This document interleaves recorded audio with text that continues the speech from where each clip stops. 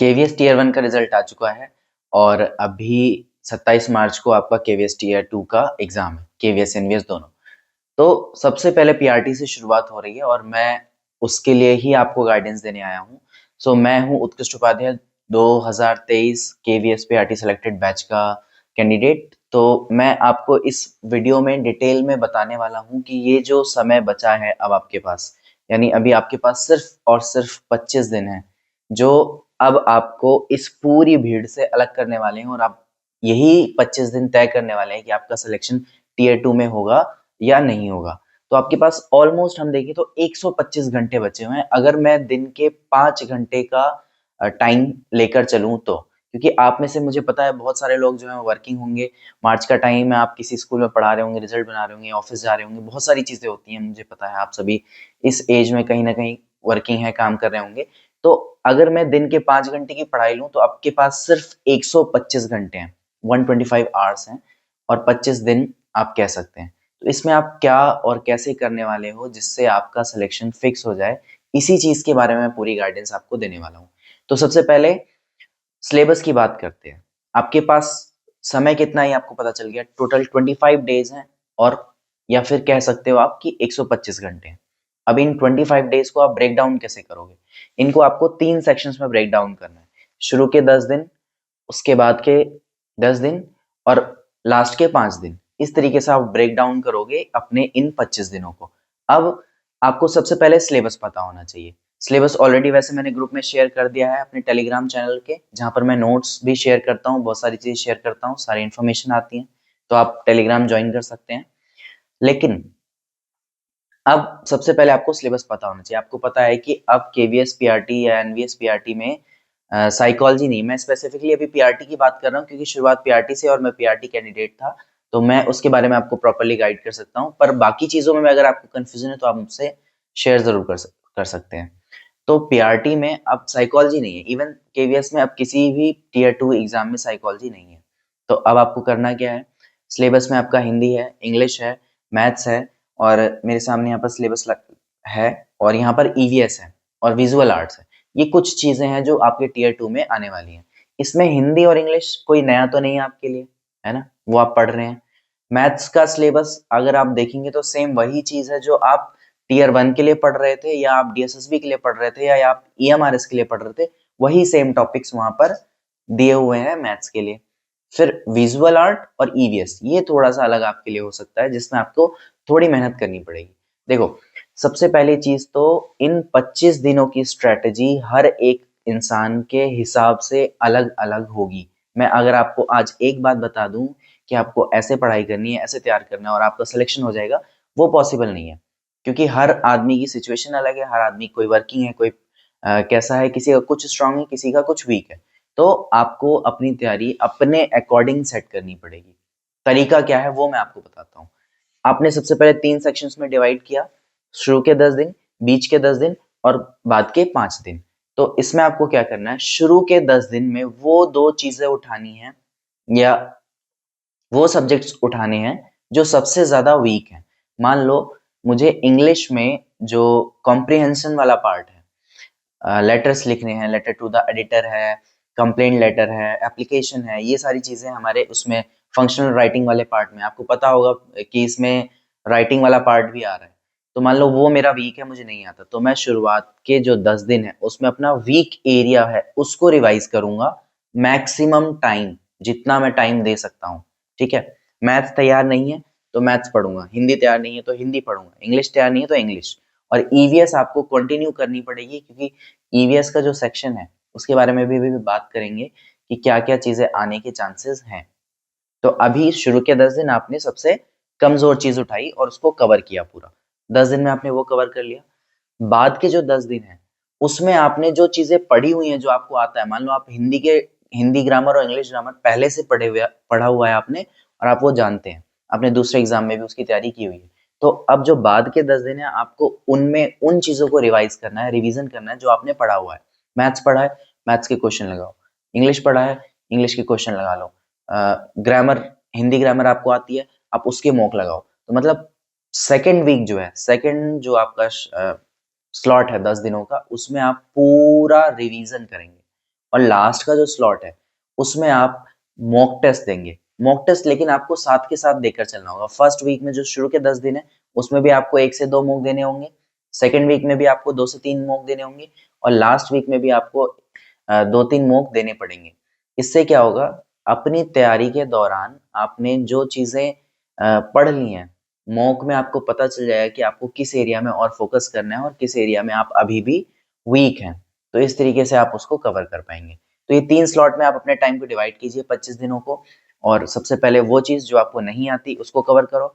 उसके बाद जो आपने पढ़ लिया और जो आपको पहले से आता है वो पूरा रिवाइज़ करो और फिर लास्ट में एनालाइज़ करो कि क्या अभी भी कुछ बचा है और उसको एक ओवरऑल रिवीजन दो। इस तरीके से आपको अपना सिलेबस कवर करना होगा।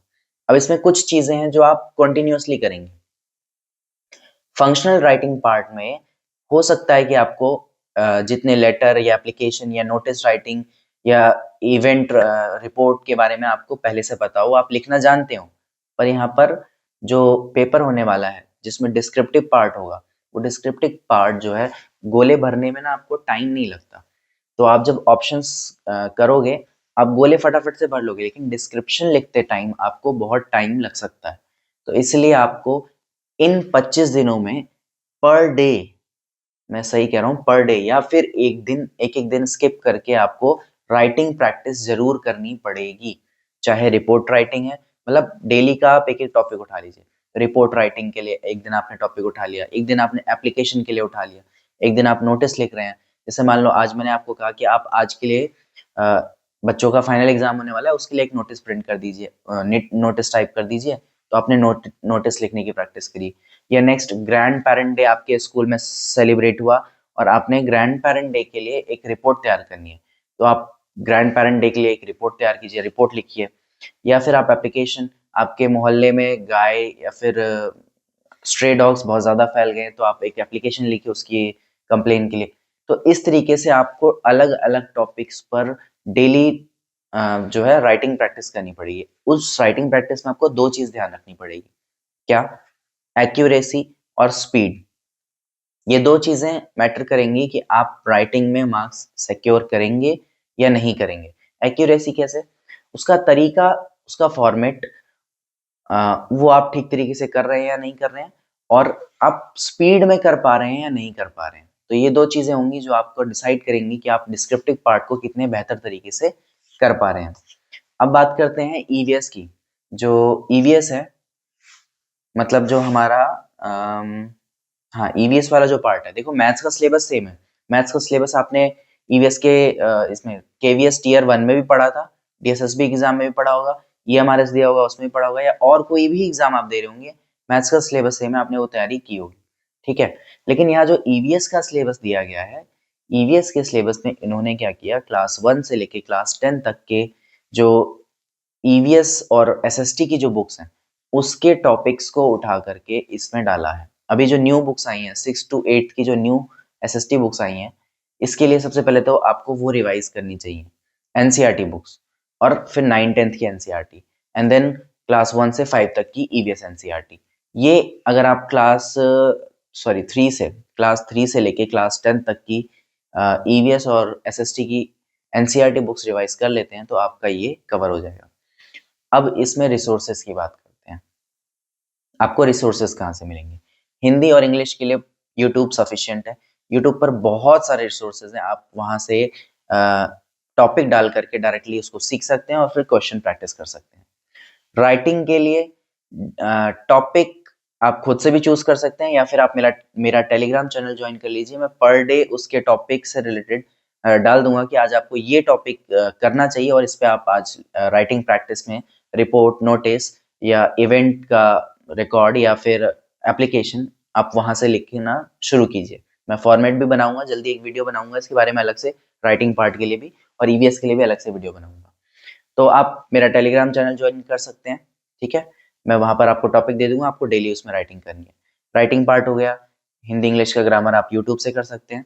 मैथ्स आपने रिवाइज की होगी, नहीं की है तो अभी आपके लिए थोड़ी मुश्किल हो सकती है, तो फिर आपको उस केस में मैथ्स के लिए ज़्यादा मेहनत करनी पड़ेगी। चौथी चीज़ ईवीएस। ईवीएस के लिए आपको मैंने बताया कि एनसीईआरटी 3 टू 10th की जो एनसीईआरटी बुक्स हैं वो आपको पढ़नी पड़ेंगी उसके लिए आप पूरी बुक पढ़ने पढ़ बैठोगे तो आपको बहुत टाइम लगेगा। सो मैं अभी प्रिपेयर कर रहा हूँ, मैंने अभी शुरू किया है।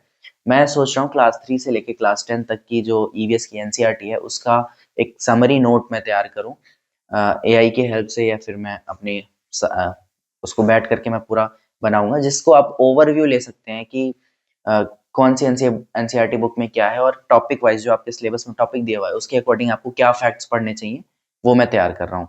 सो वो नोट्स मैं अभी आपको जल्द से जल्द प्रोवाइड कराने की कोशिश करूंगा। ये हो गई ईवीएस की बात। अब विजुअल आर्ट्स में क्या है, एक विजुअल आर्ट्स भी दिया हुआ है।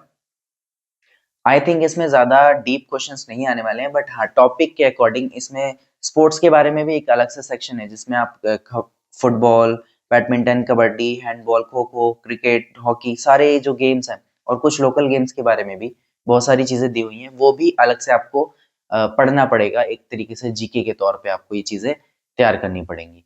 तो ये रहा पूरा सिलेबस, और ये पूरा जो मैंने आपको प्लान बनाया बताया कि 25 दिन को आपको 3 स्लॉट्स में डिवाइड करना है और उसके हिसाब से आपको तैयारी करनी है।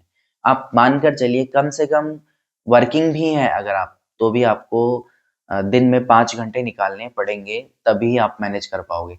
आप ऐसा कर सकते हो वो 5 घंटे अलग-अलग शिफ्ट में हो। आप सुबह उठे, आपने सुबह के जो 2 घंटे थे, जब आपका दिमाग सबसे ज़्यादा फ्रेश है, ऑफ़िस की चिक-चिक, स्कूल की चिक-चिक आपके दिमाग में नहीं है, उस वक़्त आप सबसे इम्पोर्टेंट चीज़ को रिवाइज़ कर सकते हो। मैथ्स या हिंदी या इंग्लिश जो भी आपको हार्ड लगता है, वो आप सबसे पहले वाले स्लॉट में रिवाइज़ कर लो, पढ़ लो। उसके बाद आप ऑफ़िस से आए, स्कूल से आए, उसके बाद आप अपना रिवीज़न वाला काम करो। एक थोड़ी देर के लिए आपने जो चीज़ें पढ़ी हैं, आप उसको रिवाइज़ कीजिए, और उसके बाद का जो स्लॉट है, उसमें अगर आपका दिमाग थोड़ा शांत रहे, तो आप क्वेश्चन्स लगा सकते हैं, प्रैक्टिस कर सकते हैं। तो इस तरीके से आप अपने दिन में कम से कम 5 घंटे निकालिए, और अगर आप वर्किंग नहीं हैं, तो आपको 6, 7, 8, 9, 10, फिर तो आप जितनी मेहनत कर सकें, उतना आपके लिए अच्छा होगा। तो इन 25 दिनों में ही आपको पर डे बेसिस पर अपनी प्रिपरेशन को ट्रैक करना पड़ेगा, और फिर जाकर के आप अपने लक्ष्य के एक कदम और करीब होंगे। एक चीज़ आपको ध्यान रखनी है कि अब ऑलरेडी आप कई लाख लोगों से आगे आ चुके हैं। आपका सिलेक्शन हुआ है, इसका मतलब आप कई लाख बच्चों के आगे आप खड़े हैं। तो खुद पे थोड़ा विश्वास करना है और इन 25 दिनों में अच्छे से मेहनत करनी है, क्योंकि इसके आगे फिर आप फिर कुछ लाख बच्चों के आगे होंगे और अपने सपने के करीब होंगे। So all the best for your exam, आपकी प्रिपरेशन के लिए। और टेलीग्राम चैनल ज़रूर जॉइन कर लो, वहाँ पर मैं सारी चीज़ें शेयर करने वाला हूँ, और अपने डाउट्स जो भी हैं। हाँ, एक मोस्ट इम्पोर्टेंट डाउट आपका कि जो अब केवीएस टियर 2 एग्ज़ाम होने वाला है, वो कौन-सी लैंग्वेज में होगा? डिस्क्रिप्टिव एग्ज़ाम जो है वो कौन-सी लैंग्वेज में होगा? तो मैं आपको बता दूँ, आपके उसमें सर्कुलर में क्लियरली मेंशन है कि आपका केवीएस टियर 2 का एग्ज़ाम बाइलिंगुअल होगा, यानी हिंदी और इंग्लिश दोनों लैंग्वेजेज़ में उसमें क्वेश्चन होंगे। आप उसमें दोनों में अटेम्प्ट भी कर पाएँगे, ठीक है? तो ये चीज़ थी केवीएस टियर 2 के बारे में, केवीएस एनवीएस टियर 2 के बारे में।